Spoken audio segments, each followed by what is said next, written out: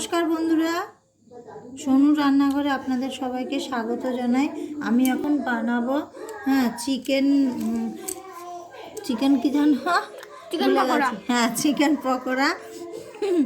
তো বন্ধুরা, আমি কি করে বানাবো সেটাই আপনাদের সাথে শেয়ার করব। তো আমি এখানে 100 গ্রাম মতো চিকেন নিয়েছি, বেশি নিইনি। তো প্রথমে আমি দিচ্ছি 2 চামচ মতো বেসন। এবার আমি এই যে ছোট দুটো পেঁয়াজ, আদা রসুন বেটে নিয়েছি, আমি এগুলো দিয়ে দিচ্ছি এতে। এবার দিচ্ছি একটা ডিম ভেঙে আর দিয়ে দিলাম একটা ডিম। দেব নুন স্বাদ মতো। এবার দিচ্ছি হলুদ, 1.5 চামচ মতো আমি এখানে হলুদ দিলাম। গুঁড়ো 1 চামচ দিয়েছি, 1 চামচ ধনিয়ার গুঁড়ো আর 1 চামচ লঙ্কার গুঁড়ো দিচ্ছি। ঝালটা আপনারা আপনাদের স্বাদ মতো দেবেন। এবার দিচ্ছি চাট মশলা 1 চামচ মতো দিলাম। এবার দেব কর্নফ্লাওয়ার দিচ্ছি আমি এখানে 2 চামচ মতো, বড় বড় 2 চামচ দিলাম এখানে। এবার আমি এগুলোকে মাখিয়ে নেব।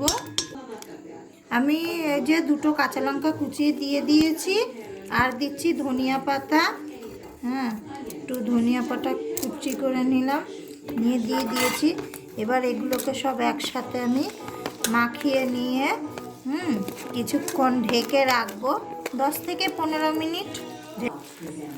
তো এবার আমার মাখা হয়ে গেছে। এবার এটাকে কিছুক্ষণের জন্য ঢেকে দিচ্ছি, 10 থেকে 15 মিনিট মতো ওটা ঢাকা থাকবে। তারপর ফিরে আসছি। আমি এটাকে ভাজবো আর গরম গরম খাবো।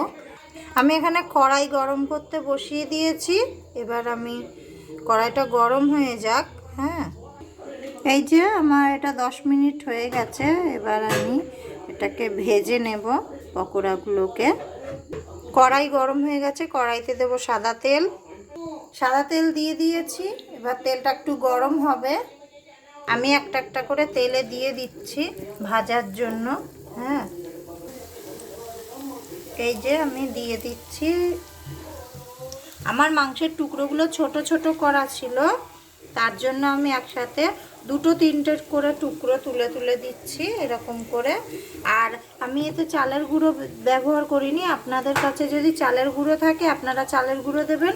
চালের গুঁড়ো থাকলে তাহলে আরও বেশি মুচমুচে হয় আর খেতে বেশি ক্রিস্পি মতো হয়। তো আমাদের সব মাংসগুলো দেওয়া হয়ে গেছে, কিছুক্ষণ পর মিলছি আপনাদের। এবার আমি উল্টে দিচ্ছি। উল্টে আর একটা পিঠ হয়ে গেছে, আর একটা পিঠ করে উল্টে দিচ্ছি।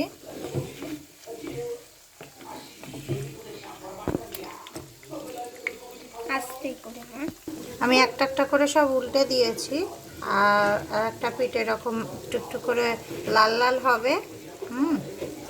আমার এগুলো ভাজা হয়ে গেছে পকোড়াগুলো। আমি এবার তুলে নেব। এই যে পকোড়াগুলো আমি সব তুলে নিয়েছি। এবার গরম গরম আমি আর শুভ চা আর পপকর্নের সাথে খাবো বন্ধুরা। তো বন্ধুরা, ভিডিওটি যদি ভালো লাগে লাইক করবেন, শেয়ার করবেন, আর আমার চ্যানেল সোনু রান্নাঘর সাবস্ক্রাইব করবেন প্লিজ বন্ধুরা। আর আপনারা সবাই ভালো থাকবেন, সুস্থ থাকবেন। দেখা হবে আবার নেক্সট ভিডিওতে। ওকে বন্ধুরা, বাই বাই।